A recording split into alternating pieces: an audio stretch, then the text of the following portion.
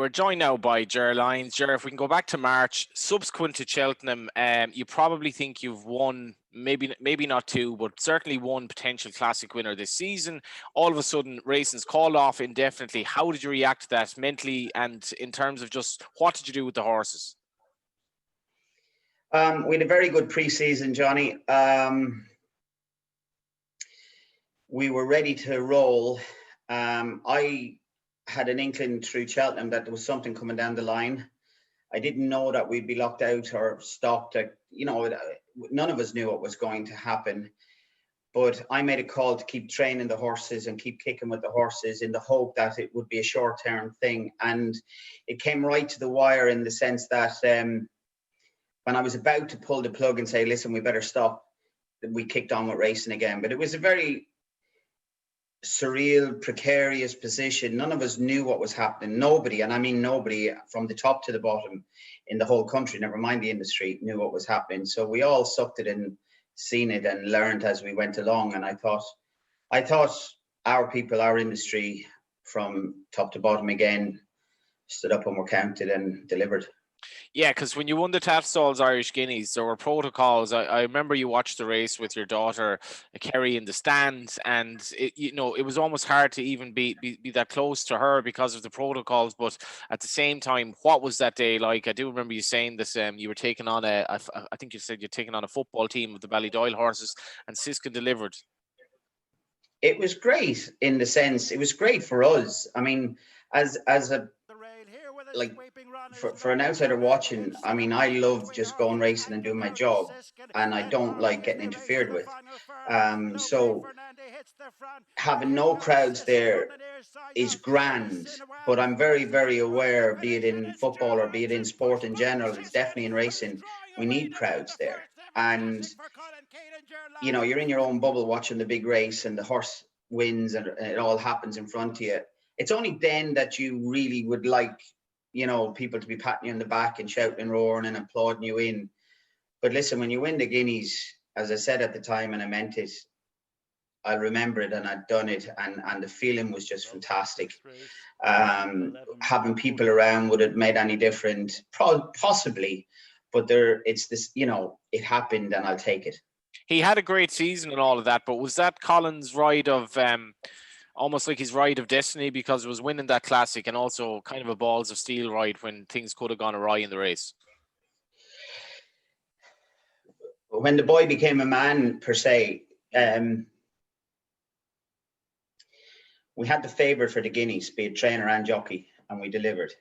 And that makes the difference. It's like a footballer, he stands up to take a penalty and he misses it, his confidence is shattered. Or he kicks it in and he gets the next 10 as well. It's the same difference for us. The self-doubt is humongous. As you're bored hearing racing people say it's a game of losing. You lose, like, as you said, I think I'm on 19%. So that means like there's 80% losers out there. The self-doubt, for me anyway, I can only talk personally, there's always the amount of self-doubt that you have is shocking, and every time you deliver, it's well, that's grand, and it gives you more confidence to build and to build and to build, but you're still only one loss away from getting back down the ladder and starting again. That's the way I feel anyway. I never ever, if you get carried away in this game, you're going to get destroyed. I promise you, it's going to chew you up and spit you out. I know you live for your next winner and so forth, but the photograph of a horse winning a classic for you in such famous silks as that of Khaled Abdullah, are you conscious of that place in history that you've suddenly secured and essentially delivering for a person of the caliber of him? Absolutely conscious of it, very much aware of it, very much honoured to have them colours in the yard.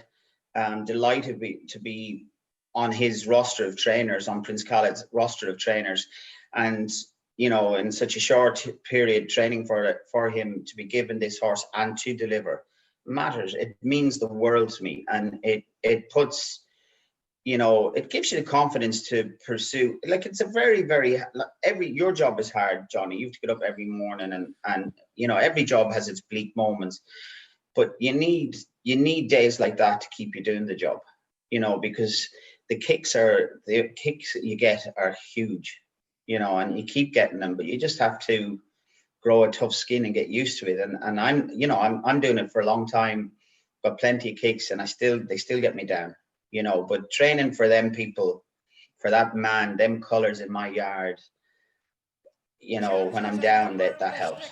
And training for very famous colours in the Judgmont Irish Oaks as well. How did the two compare in terms of even so winning at a bigger price? Maybe not as much expected to compare to Siskin. Was it a little bit more relaxed that day at the Curragh? Definitely more relaxed. Yeah, I was going to say, I was more relaxed because I wasn't like, we had the favourite in the Guineas, and when you have the favourite, you have to deliver.